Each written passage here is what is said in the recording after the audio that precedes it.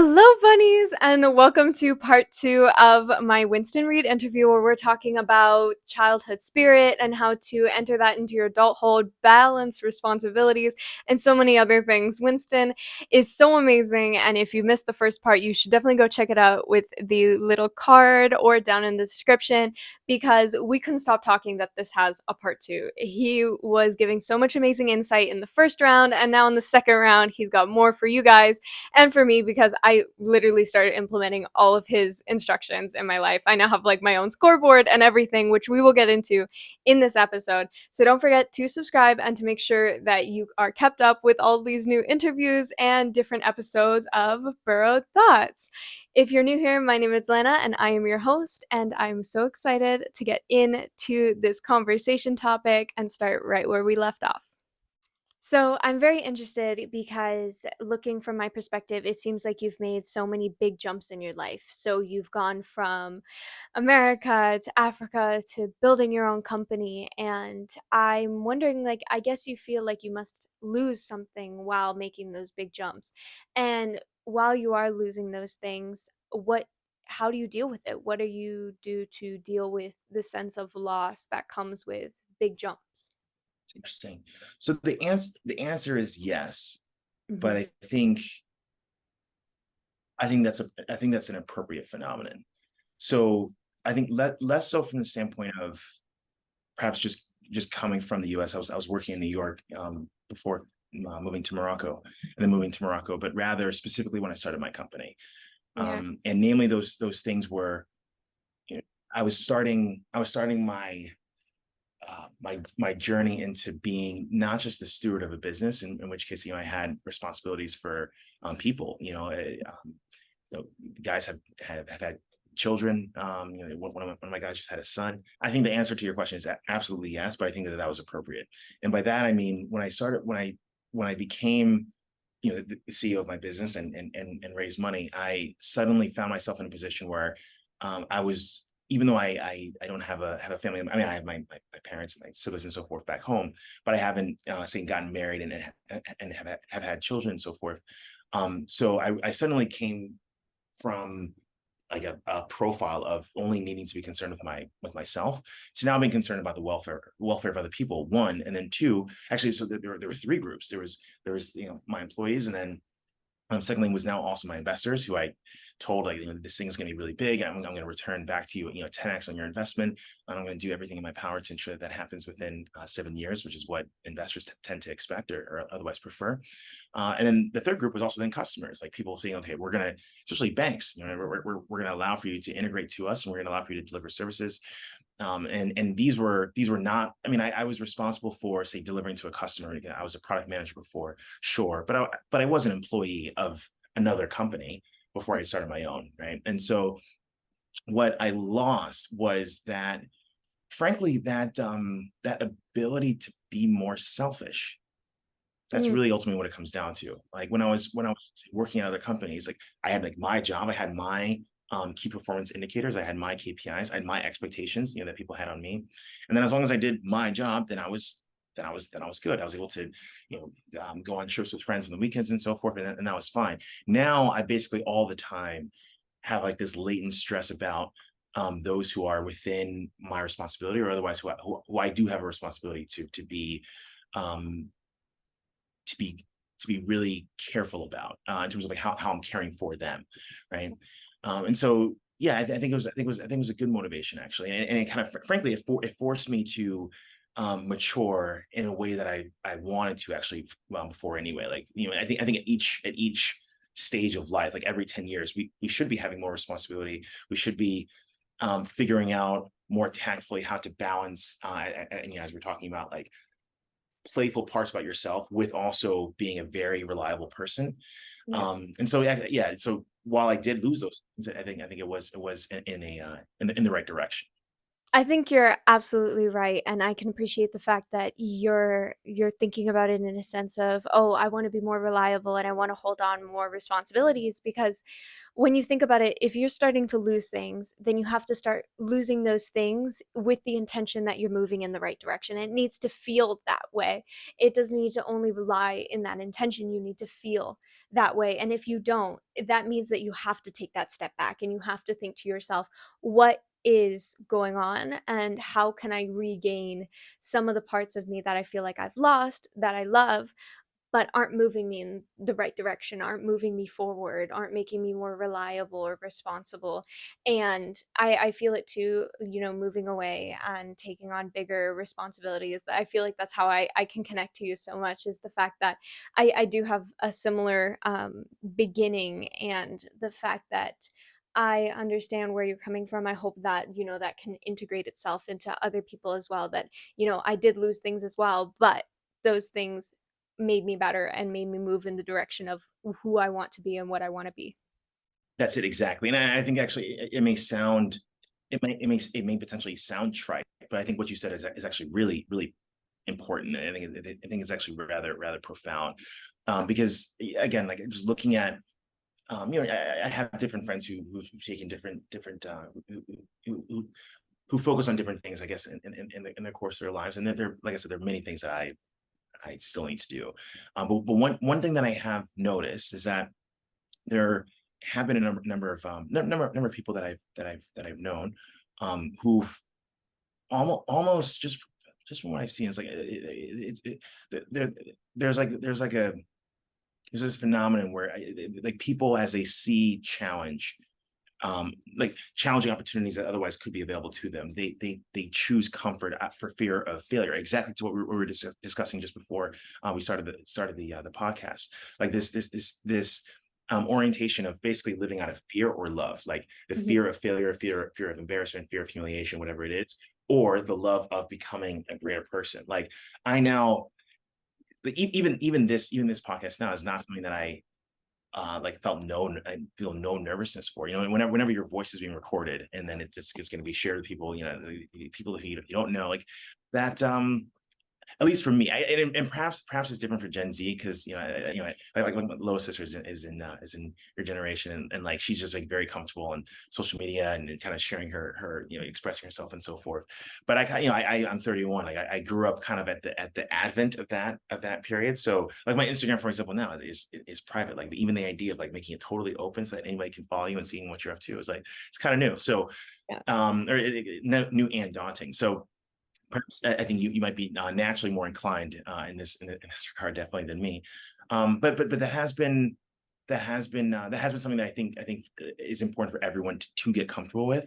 Is like Mhm. figuring out, okay, like what challenge or task is going to fundamentally make me feel uncomfortable, where I feel like I can mess up. Like now I could speak too quickly. I could forget what I want to say. I could stutter. But I want to be in this kind of environment because I know the more that I do things like this, the more I'm becoming the version of Winston who I think is just like is. I mean, like he's my hero. Like I used to do this. I guess I've had a lot of like quirky exercises.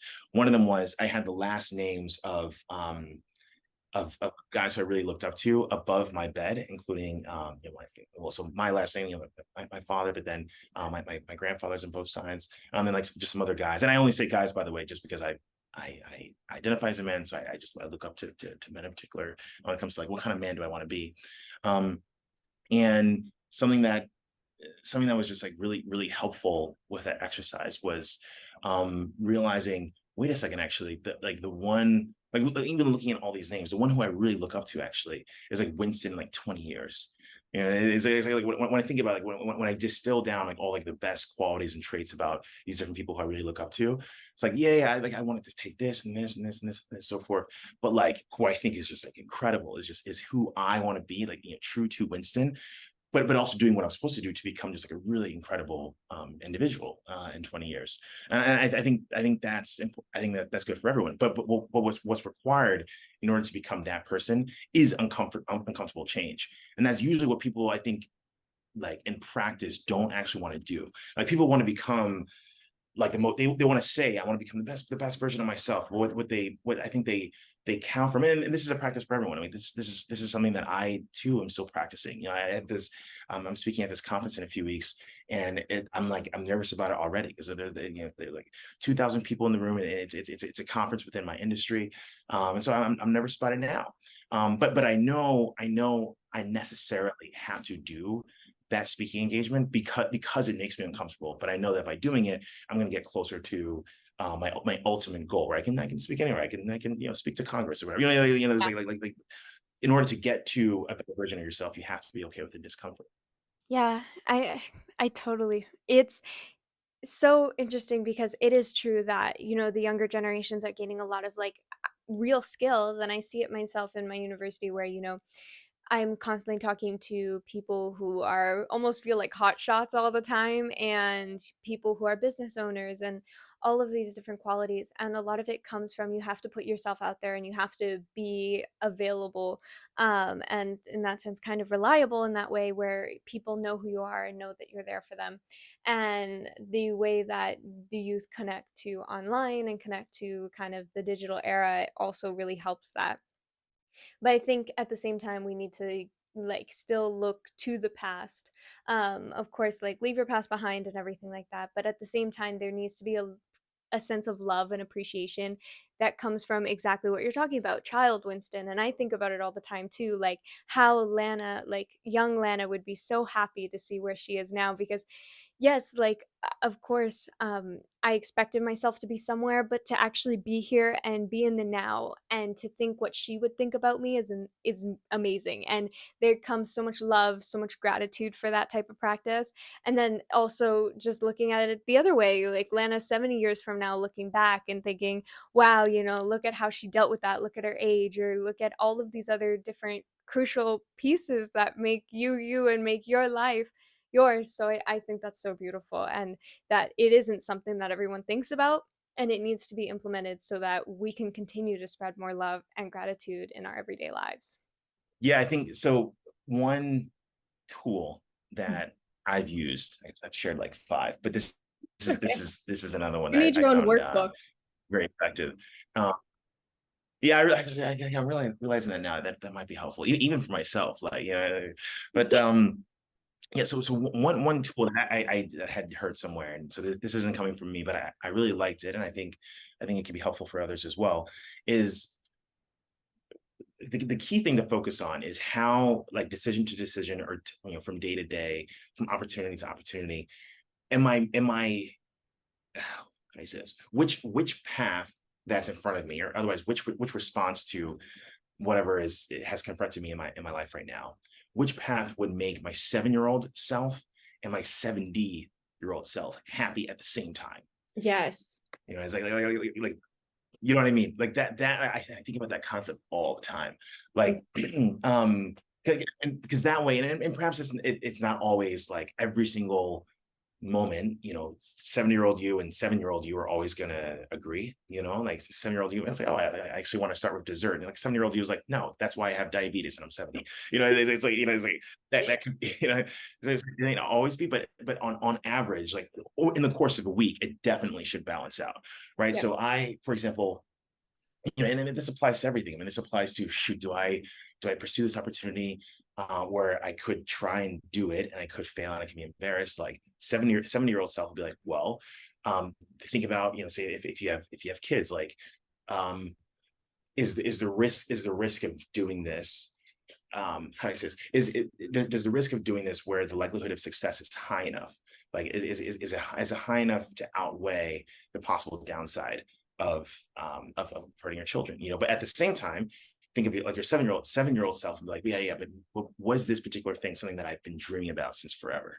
Mhm. It also applies to, if you're being nervous to talk to like a really pretty girl or something, being like, or a really cute guy, or whoever it is for anyone, being like, okay, 7-year-old self is definitely going to want to be like, your current self might be nervous, like, oh, the person may not like me, and they may reject me. But 7-year-old self and 7-year-old self should probably both agree. Like 7-year-old Winston would be like, oh no, but Winston, this is what you wanted. Or, after you realize girls didn't have cooties or whatever, and but then Yeah. at the same time, 7-year-old self like, oh yeah, at the end of life, I want to look back and think I always went for it. So I think that that kind of framework, like that kind of way of thinking, really helps to make sure that, again, on average, we're balancing out being responsible with also being playful, like always thinking about both of those individuals, making them happy at the same time. Exactly, exactly.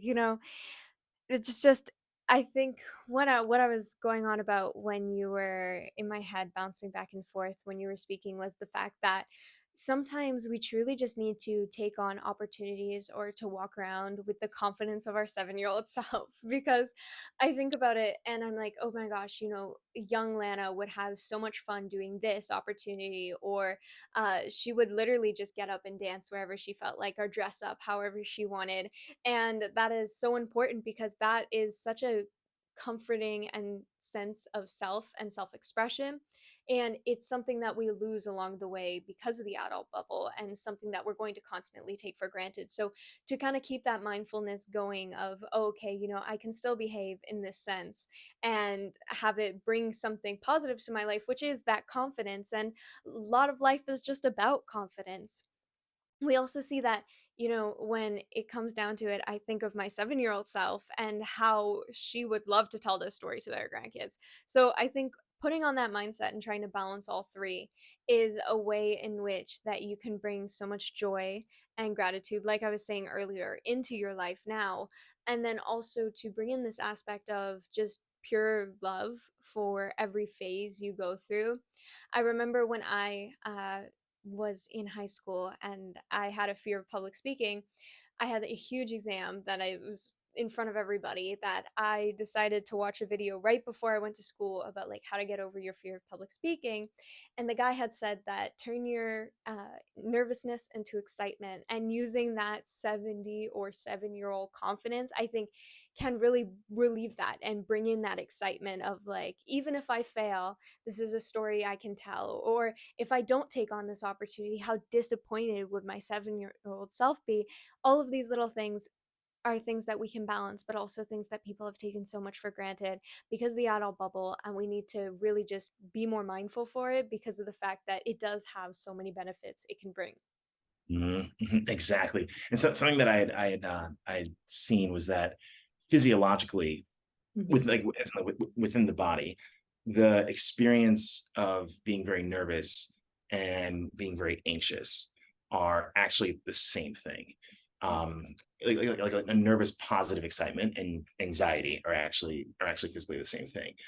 So yeah, it really comes down to just like deciding I'm going to choose to be excited about this rather than feel negatively anxious about it. So for Ted, for example, I remember that I very consciously thought through that whole framework, and because I naturally was like, man, like I said, I never spoken in front of this size of a group before, and this is Ted, like it's going to be recorded, etc. I was like, but Winston, ultimately, like what you're experiencing is like you are very excited for this. So allow for yourself to just kind of lean in that direction over being anxious. Because even if you allow if a person allows for their mind to be like oriented towards like negativity or anxiety, then you're actually you end up wasting what otherwise could be like a really powerful form of fuel to like launch you even higher. You know what I mean? So it's like the energy is there. It's going to get out one way or the other. But we fortunately have the choice to decide which way it goes, which I think is kind of cool. For me, it really just keeps coming back to like the nature of having your own scoreboard. Like if at the very outset, like as a foundation, it's like, okay, I want to be respected, but I also want to live my life. I also want to enjoy it. Then starting off with the foundation of like this is a scoreboard, because I think one kind of key phenomenon that prevents people from really expressing themselves fully is this concern about what other people think. But something that I definitely have noticed to be very fundamentally true for myself is that even if there are people who I really admire who don't, since we still have to sell the company, we have a long journey ahead, before we're finished with the startup. Yeah. And I sometimes might feel, nervous, for example, when interacting with some investors, say who only invest at companies that are at later stages, of Mhm. growth. Something I think about is yeah, but Winston, like I was saying earlier, it's like, but do I have I established a foundation where it's like, oh, wait a second, actually, I did this, I did, oh shit, I did that too. And it's like, have I established some bricks, for myself to really see my own profile very well. And then as we do that, then all of this, all these other things that we're also talking about kind of fall into place, I feel. It's like you just kind of naturally feel like, well, I've already done this. This is the foundation of who I am. So therefore I can do, all sorts of these other things. Like I already take myself seriously, so I can be, a little bit less serious, in the marches, if you will. Does that make sense? It totally makes sense. And I will say it again, I absolutely love the idea of a scoreboard. And I swear I'm going to just like go buy a poster board and start writing this stuff down because it is such an amazing way, like this strategy that I didn't even think of before to like not just like write down your goals and to like cross them out once they're accomplished, but the thing is like to keep track of what you've been up to because of the fact that then you don't have to feel guilty for the times that you take away for yourself, that you want to be playful or that you want to take on responsibilities. But it's also such an amazing point for the time that you don't have to be hard on yourself and you don't have to be hard on yourself all the time. So taking that type of step where in which you can use this scoreboard as a kind of reminder that you are doing amazing things and maybe you didn't take on that opportunity or maybe you didn't do this right or this is good as you wanted to do, but look at the scoreboard. You've been doing great otherwise. And this can be used at no matter what stage you are in your life to just see those little improvements, to be grateful for them. And then you're going to keep attracting those bigger performances. And it's like such a healthy and spontaneous way to do things to get you up and to do more as well. Right, right. I think that there's something to be said too. This is a little bit of a diversion, but I think it's relevant enough to the point that you just shared. There's something to be said about being careful, just from the perspective of like being concerned about what other people think, like that whole subject. Being careful about just who those other people are, because I actually think that it's natural, and frankly it's good. I think it's healthy for us to be concerned to some degree about how do peers perceive us. Because historically, like that's how we survived. It's like we needed to be accepted by a community. So something that I've also kind of come to appreciate, especially in the course of this year. I've just been thinking a lot about this. Is like if I find myself feeling like dissonance, like cognitive dissonance, or otherwise feeling say not as respected as I feel like I should be, or as I deserve, say with certain people. If that ever happens, then insofar that I have, as I've been out of college for 10 years now, like so I've had enough time to kind of like develop that scoreboard, if you will. But that's the first place where I go back to, like, wait a second, someone is kind of interacting with me with the energy that isn't a reflection of what I know from the scoreboard about myself. So I first start there, and then I secondly then evaluate, is this person, for whatever reason, is this person actually a reflection of where I'm trying to go to? And then if not, then be like, actually, I don't actually really need to receive this person's energy, or their criticism at all. Like something that I something that I noticed earlier this year was like, there's some people who may be pretty critical about how do I say this? There are going to be people who are critical about different types of things that other people may do that they don't themselves do. And something that I realized is like that can be okay, but like when that like for that experience to happen, that's fine. But what's important is identifying where that person is coming from, and then who they are as an individual. Does this align with where I'm trying to go? And then if not, like just allowing for myself to then kind of reorient myself to a different peer group. But because I think to try to totally remove that influence, or like that um that whole phenomenon of being influenced by the energy of others, is ultimately impossible. So really what it comes down to is just identifying those who you want to be influenced by. Does that make Yeah. sense? Yeah, again, you make sense. And one thing I want to put emphasis on here is that there is no rush to do these things and there is no rush to find those sense of people and we're talking about judgment from others. Um to have that because I know that there's like movies and everything that make you feel as if like high school and university, those are the times you're going to find like the best friends of your life. And I think about it, and I'm still at a stage in my life where I'm very cautious of who I surround myself with, and I think everyone should be.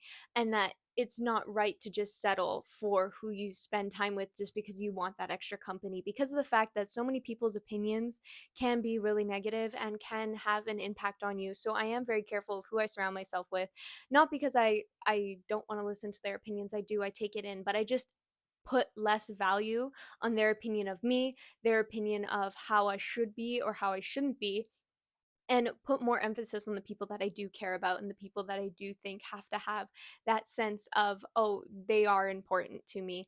And those people don't come around every day, and it's okay to not feel as if you have that friend group just yet, or you have those people around you, because you have so much time in this lifetime. Even if you are crossing out 75 suns, it's just a part of the journey, and it can come and go, and it's just a fact of, surrounding yourself with people who are going to uplift you rather than bring you down, because that is the most important, to feel as if you still have that high sense of self. And I think about it all the time. Who am I surrounding myself with that aligns with my higher self? And that's what I call her, is the Lana I want to see myself in 20 years. Who is she, and who is she around, and do the people in my life currently reflect who she is? Something that I have been thinking about is like it could be cool to just like break down like this is how I've responded to like uncertainty, or how I navigated self doubt. And I'm not fully there yet. I mean, the life that I have now, it really is. Speaking of like seven versus 7 year old Winston, it is definitely exactly what 7 year old Winston wanted. In terms of Mhm. I wanted autonomy of having a business that was delivering impact in the way that I wanted to. I wanted to be able to be some form of a catalyst to allow for those who are within my tribe, like as employees, but like we're all working together, like for them to have like a lifestyle where of freedom, where they could work wherever they wanted to, and also to do really meaningful work, feel trust. I also definitely wanted to ride a motorcycle, which ever since I was 6 years old, I was not like encouraged to do by my parents. But now I have my adventure bike, like so. I guess that there's perhaps some credence there. But yeah, I think that'd be cool actually to do something like a workbook, and just share with people, and then also see other people's workbooks too. Like what are say, like the top 10 exercises or like tools that you've acquired, like any person that have like developed your mind to be exactly what it is today. Mhm. Like for example, something that I'd be interested, even from the perspective of so like I said, even though I went to college, it was a decade ago since I graduated. It was a decade ago since I like studied for an exam, and I'm sure there are things that, frankly, like, if you had done like that same kind of like workbook exercise, that people who are like my age now, I'd be like, oh yeah, like that's how you could study very efficiently, because it's like in each chapter we develop new skills, and then yeah, like the skills that we acquired before contribute to like the new skill set being perhaps more effective. But everybody has like some kind of like a refresher that I think could be helpful to other people too. Yeah, I always think it's really important to think and look about at everybody's different perspectives, because we've all been through different experiences, different journeys in life, and everybody has dealt with it differently, exercised their way through it differently. Especially when you feel like everyone has those moments where they feel like in a complete slump.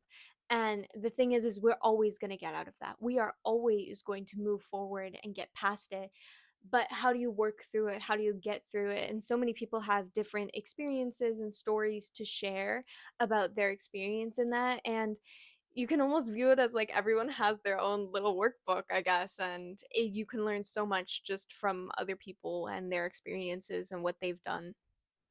Would you, if actually, if I can ask, I know Mhm. I'm technically the interviewee, but I am curious from your perspective too. Like, what would you say are like the three top, like whether it's like mental frameworks or like tools that perhaps you've used that you're like actually those have been the most effective to bringing peace of mind, bringing a sense of sustainability to like your life, but also perhaps like accountability. What would you say like the top three tools that you've used, that you've discovered?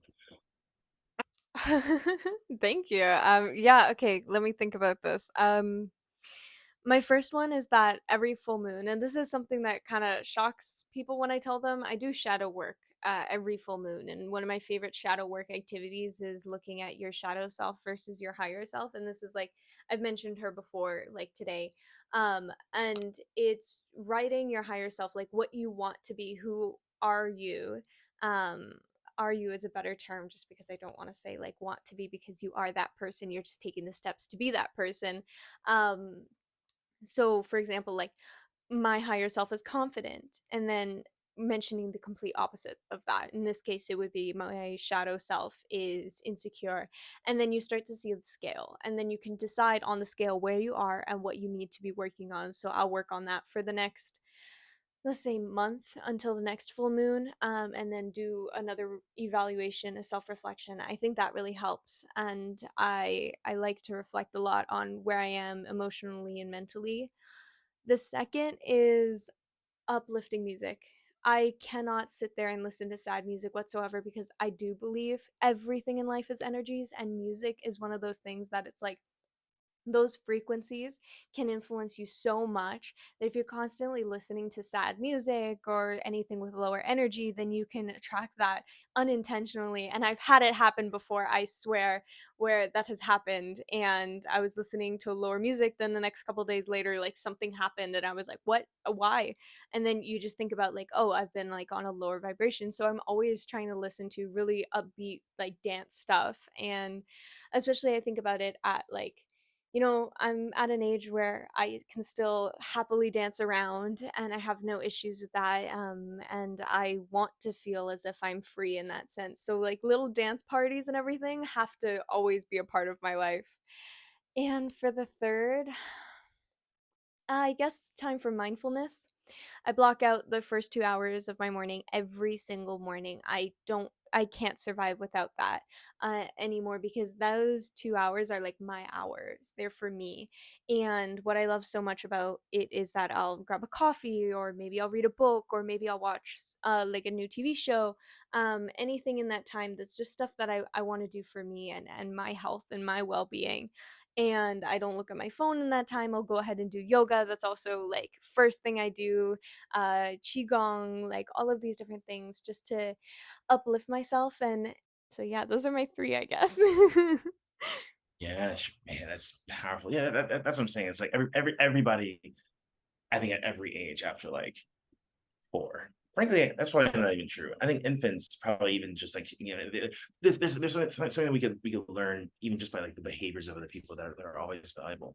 So I love that concept. Actually, I hadn't thought about that idea before, but I like that a lot, of like just being very intentional about you said your fuller self and your shadow self. What was the first one? Higher self. Your higher self, rather. Yeah, there you go. Thank you so much, Winston, for really just bringing in all your insights. And I think it's just been so exciting, and I'm walking away from this conversation with so much like butterflies and excitement, because the fact that you just gave so much great advice, and advice that's not only applicable like to me, but to anybody who wants to uplift their life, to bring in more childlike spirit, to be more playful, creative, inspiring, and ultimately just successful in life. And I thank you so much for coming on in and for sharing all these things. Awesome. Well, I'm so glad that it was helpful, and hopefully it was helpful to other people as well Yeah, once they listen. I hope so Absolutely. too. And with that, bunnies, that is a completed two-parter interview. And it is one of the first interviews that I've ever had on this podcast. So I hope you liked it. And please let me know down in the comments what you did like and what you didn't like, or how can I improve these interviews. Hopefully I'll get more in-person interviews. But as you know, Winston is in Africa, so it's not always easy to see each other. But I'm so happy that he was able to share so many things. And I hope that you guys got excited and got some insights as to what you can share and implement into your life, because I know I will definitely be doing some of these things. With that, bunnies, I will see you next Sunday for the next episode. I will see you there. Ciao.